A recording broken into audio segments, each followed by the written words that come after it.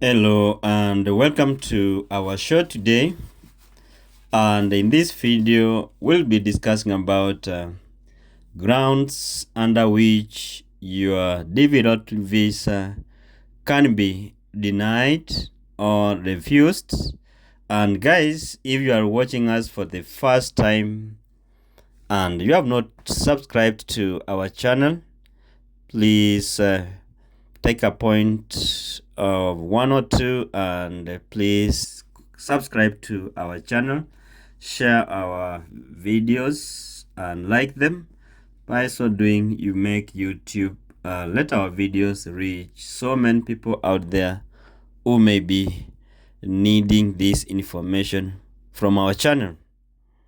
Otherwise, guys, we normally say that after winning your DV lottery, you are supposed to fill the DS260 form for you as the principal applicant and for all your derivatives who were in your original DV lottery application.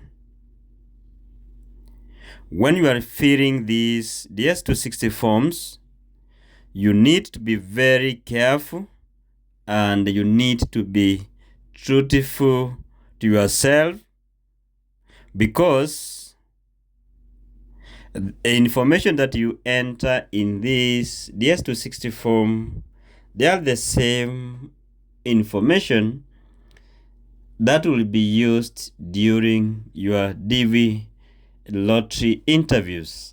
So make sure that whatever you write in this or you fill in this DS260 form are the information that you'll be able to remember, and if possible, at the end of the process of filling your DS260 form, before you submit, you make sure you print a copy of the same.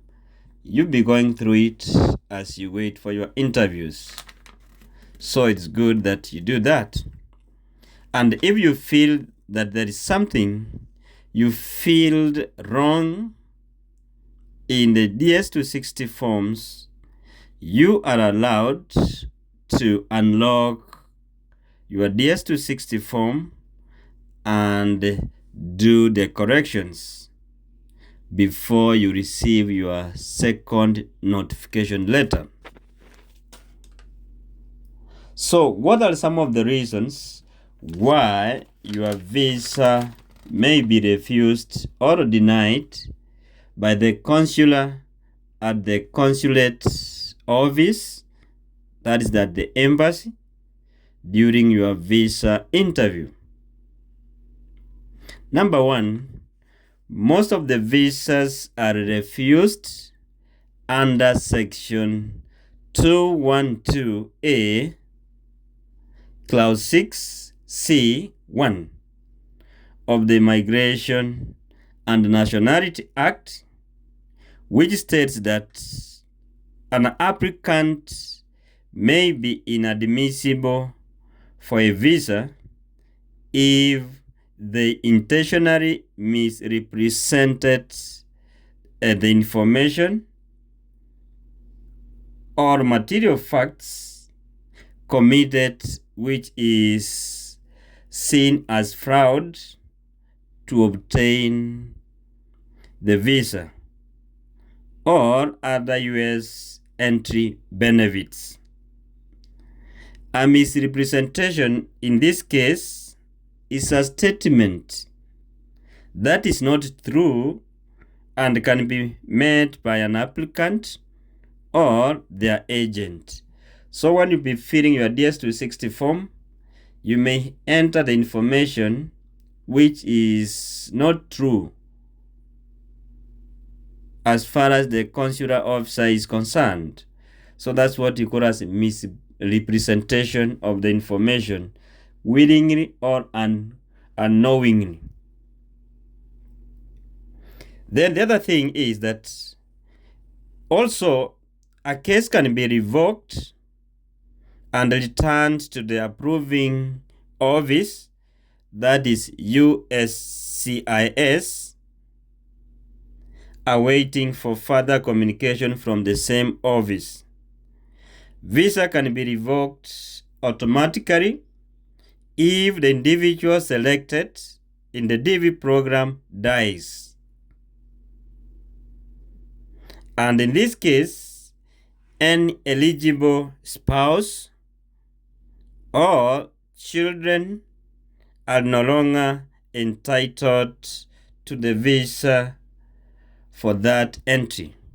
So in this case, if the principal applicant dies before moving to the United States, all those beneficiaries or the derivatives in the case will never be allowed to proceed with the case that will lead to visa revocation, because it is the principal applicant who is known to the United States as far as the DV lottery application is concerned.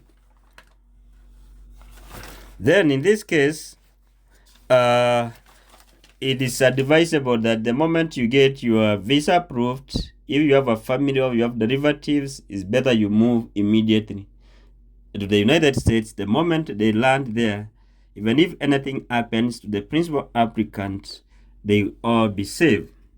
At the same time, a visa can be revoked because of non-compliance, where a visa holder violates the terms and the conditions of their visa, such as working without appropriate work visas, overstaying their allowed duration in the United States, or engaging in illegal activities.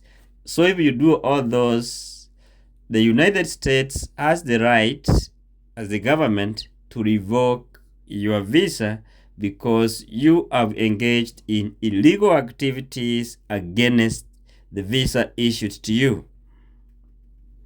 Diversity visa refusal under section 203C, that is failure to fulfill either education level or the work experience required in the process of the DV lottery application. If you cheat that you did your high school and you cannot provide your high school certificate, or you enrolled in the DV lottery as having as work experience as the qualification and you don't have one, you will be refused the visa under section 203C. However, if the applicant can provide evidence of high school completion before the end of the fiscal year, and if the visas are still available for their region, the refusal may be overcome. So in that case, you may be given the visa if you provide the evidence that you completed the high school or evidence of work experience. Diversity visa refusals under section 204A 1R. That is, under this, 1. Failure to list properly your spouse and your kids on the DV entry. 2. Submitting more than one DV entry during the fiscal year in which you are selected. Then number 3, failure to comply with the photograph requirement. It will disqualify you. Then number 4, providing inaccurate information on your on your DV entry by including individuals on the DV entry who are not your spouse or who are not your kids in the program entry during the entry time. If you do all those, your visas are going to be denied. So guys, those are some of the things that which is making so many people get their visas refused during the interview because of the simple mistakes that people are committing. from the process of visa entry to the process of DS260 form. Thank you guys for watching this video, and we always urge you to consider subscribing to our channel and share our video. Thank you. See you in our next video. Bye bye.